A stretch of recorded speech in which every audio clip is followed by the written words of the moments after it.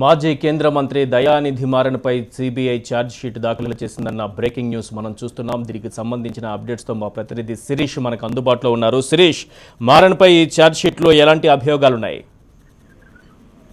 ఈశ్వర్, ఈ రోజు సిబిఐ తాజాగా దయానిధి మారన్ పైన 1.78 కోట్ల స్కామ్ కు సంబంధించి తాజా ఛార్జ్ షీట్ ను ఫైల్ చేయడం జరిగింది. ఇందులో దయానిధి మారన్ తో పాటు ఆయన సోదరుడు కళానిధి మారన్, అదేవిధంగా అప్పట్లో దయానిధి మారన్ టెలికాం మంత్రిగా ఉన్నప్పుడు ఆయనకు పర్సనల్ సెక్రటరీగా వ్యవహరించిన వ్యక్తి పైన, ఇద్దరు బిఎస్ఎన్ఎల్ జనరల్ మేనేజర్ల పైన కూడా సిబిఐ ఛార్జ్ షీట్ ఫైల్ చేయడం కూడా జరిగింది. వీళ్ళ యొక్క చర్యల వల్ల టెలికాం శాఖకు 1.78 కోట్ల రూపాయల నష్టం అనేది కూడా జరిగింది అని చెప్పేసి కూడా సిబిఐ ఈ అభియోగ పత్రంలో పేర్కొనడం కూడా జరిగింది.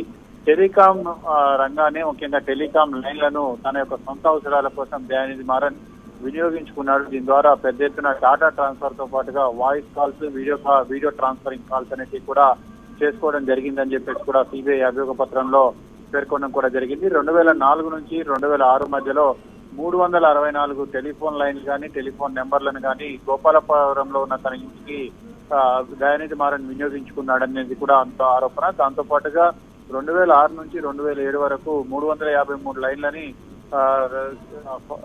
First avenue boat club road చెన్నైలో ఉన్న తన కొత్త నివాసానికి వినియోగించుకున్నాడు.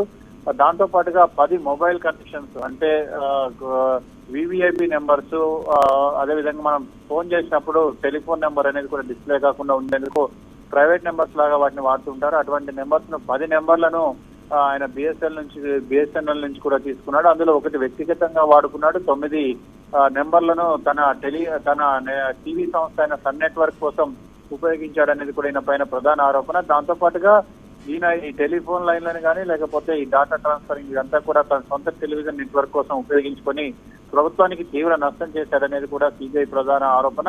ముఖ్యంగా సర్వీస్ కేటగిరీ కింద ఎటువంటి బిల్లు లేకుండానే టెలిఫోన్ కనెక్షన్లను కానీ, మొబైల్ కనెక్షన్లను కానీ వాడుకోవడం ద్వారా ఆయన పెద్ద ఎత్తున ప్రభుత్వ ఖజానాకు నష్టం కలిగించారు. కాబట్టి ఆయన పైన అవినీతి నిరోధక చట్టం ప్రకారం అభియోగాలను నమోదు చేస్తున్నట్లుగా కూడా సిబిఐ ఈ ఛార్జ్ షీట్ లో పేర్కొనడం కూడా జరిగింది. ఈశ్వర్, రైట్ శిరీష్.